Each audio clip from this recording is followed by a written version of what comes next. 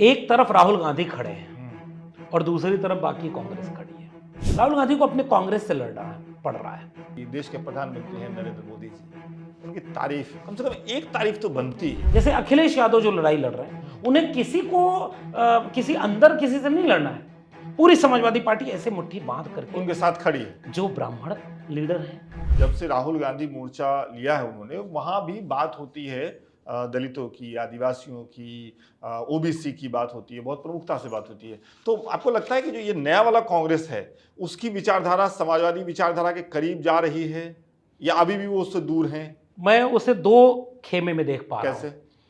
एक तरफ राहुल गांधी खड़े हैं और दूसरी तरफ बाकी कांग्रेस खड़ी है। बाकी कांग्रेस में से कुछ लोगों को राहुल गांधी के साथ आप खड़ा कर दीजिए। जैसे एक नाम मैं लूं दिग्विजय सिंह का, कांग्रेस में पुराने नेताओं में, बाकी का नाम छोड़ देते हैं, आप समझ जाएंगे।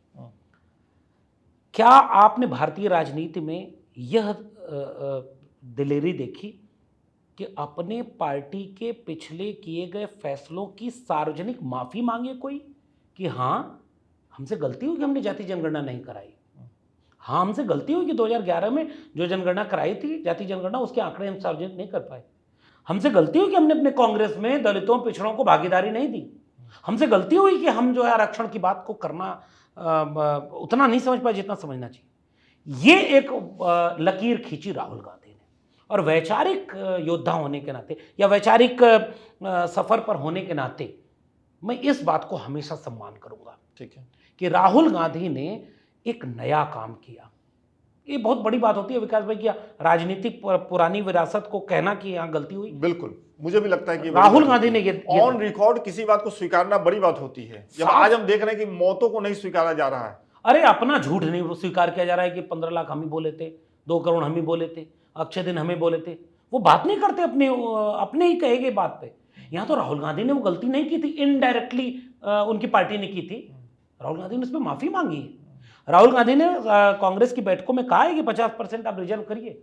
बस मैं ठीक उसी वक्त बाकी कांग्रेस को खोजता हूं कि वो राहुल गांधी के खिलाफ तो नहीं न खड़ी है कि बाबा ये मत करो यार, हमारी राजनीति जैसे चल रही थी थोड़ा इधर थोड़ा उधर वो सब चलने दो। राहुल गांधी को अपने कांग्रेस से लड़ना पड़ रहा है। अगर जितना समझ गए हैं राहुल गांधी संविधान को, कांग्रेस उनका साथ देते तो ये देश के लिए बेहतर होता। जैसे अखिलेश यादव जो लड़ाई लड़ रहे हैं, उन्हें किसी को किसी अंदर किसी से नहीं लड़ना है।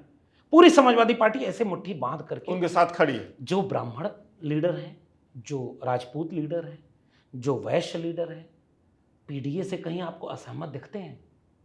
ये होती है विचारों की राजनीति। और मुझे इसलिए विकास भाई याद आता है कि मुलायम सिंह यादव मुख्यमंत्री थे उत्तर प्रदेश में, मंडल की सिफारिश को लागू कर रहे थे, आरक्षण का कोटा बढ़ा रहे थे पंचायत में, हंगामा हो गया सड़क पर। ईरान और भूटान और बांग्लादेश वाले नहीं ये विरोध कर रहे थे, भारत के ही कुछ लोग थे जो अपने को श्रेष्ठ मानते हैं, भारत में ही थे, आएंगे उस पर। और जानते हैं संसद में खड़े होकर के आरक्षण के फेवर में कौन बोल रहा था? उस सांसद का नाम था, समाजवादी पार्टी के सांसद का नाम था जनेश्वर मिश्रा। तो समाजवाद विचारों का नाम है। डॉक्टर लोहिया पीडीए में नहीं आते, वो न पिछड़े हैं, न दलित हैं, न अल्पसंख्यक हैं, लेकिन पीडीए के सबसे बड़े नायक लोहिया हैं, क्योंकि विचार है। अभी चंद रोज पहले राहुल सांकृत्यायन, आप चूंकि विद्वान साथी हैं, हम लोग कलम किताब से जुड़े रहे हैं, हम लोग कलम किताब से जुड़े रहे हैं। राहुल सांकृत्यायन को दुनिया याद करती है। अथातो घुमक्कड़ जिज्ञासा एक बात है, उनकी किताब पढ़नी चाहिए कभी, तुम्हारी इच्छा है। मैंने उनकी किताब पढ़ी, भागो नहीं दुनिया बदलो। मतलब मैं उसका फैन हूं यार। आप वोल्गा से गंगा टेक्स्ट लगाओ ना, पढ़ने दो। मैं तो उनके जिले आजमगढ़ का, बिल्कुल कैफी आजमी, राहुल सांकृत्यायन, अयोध्या सिंह उपाध्याय हरिऔध, तो तुलसी राम। राहुल सांकृत्यायन महापंडित, उन्हें पंडित नहीं याद करता, क्योंकि वो कठार वाले नहीं खेमे में आते, वो विचार वाले खेमे में आते हैं। हम रिश्ता विचार से बनाते हैं। हम याद करते हैं राहुल सांकृत्यायन को। हम उनकी किताब आपको कोट करने को कह रहे हैं कि दर्शक खोज करके अभी अमेजन से सैंपल मंगा लें, तुम्हारी इच्छा है, और इस किताब को मंगा के एक बैठक में पढ़ जाएंगे और फिर देखिएगा कि हमारे धर्म की क्षय हो, किस चीज की क्षय, मानसिक गुलामी से कैसे आजादी, क्या गजब का। तो ये है विचार। इसीलिए मैं कह रहा हूं कि जनेश्वर इसकी कमी है कांग्रेस में, मैं देख पा रहा हूं। जो मैं चूंकि आधिकारिक तौर पर इसलिए कुछ नहीं कहना चाहता कि मैं उनके अंदर के ढांचे को नहीं जानता, अंदर क्या चल रहा है, मैं ये देख पा रहा हूं कि राहुल गांधी एक कोशिश कर रहे हैं। उन्हें एक मजबूत साथ मिला हुआ है अखिलेश यादव का। आपने देखा कि इंडिया गठबंधन में आज की तारीख में अगर कोई सबसे मजबूत साथी है तो वो अखिलेश यादव है। क्यों मजबूत साथी बन गए? क्योंकि दोनों के विचार एक जगह मेल खा रहे थे, संविधान बचाने की लड़ाई। और अगर यूपी में 43 सीटों पर ये न रोके होते, अखिलेश यादव का पीडीए न रोका होता, तो अब तक क्या होता देश का और संसद का, ये तो हम और आप बेहतर समझते हैं। राहुल गांधी कोशिश बहुत अच्छी कर रहे हैं, लेकिन कांग्रेस के भीतर ईमानदार लोगों की अभी दरकार है।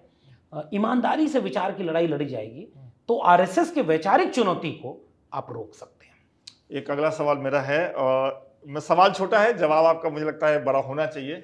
अगर आपसे कल को कोई कहे कि देश के प्रधानमंत्री हैं नरेंद्र मोदी जी, उनकी तारीफ, कम से कम एक तारीफ तो बनती है, मतलब इतने सालों से शासन कर रहे हैं तो तारीफ के एक शब्द तो डॉक्टर लक्ष्मण यादव कह ही सकते हैं। एक तारीफ तो मैं उनकी करूंगा कि अगर आपको कामयाब होना है तो इतना ही कॉन्फिडेंस होना चाहिए कि कितना भी बड़ा झूठ बोल रहे हो आपके चेहरे से न पता चले। ये तारीफ थोड़ी, मैं तारीफ कर रहा हूं।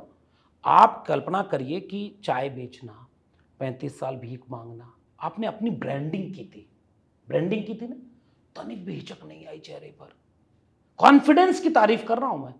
बाकी वो सब, चले भाषा विज्ञान का आदमी तो थोड़ा तो खेल करूंगा ही, लेकिन कॉन्फिडेंस में कहीं कोई कमी? 50 दिन दे देना नोटबंदी के बाद, कौन प्रधानमंत्री कोई भी होता तो हिल जाता पैर, अरे ये तो बड़ा गड़बड़ हो रहा है, पूरा जनता सड़क पर लाइन लगा दी, लोग खड़े होकर के आक्रोशित हो रहे हैं, चुनाव प्रभावित हो जाएगा। और तब तक तो धुरंधर बनी भी नहीं थी कि पाकिस्तान से पैसा आने वाला था यूपी चुनाव में, इसलिए नोटबंदी हो गई। ये अब पता चल रहा है। अब पता चला, पता नहीं मोदी जी को पता था कि नहीं, लेकिन धुरंधर वाले को पता था।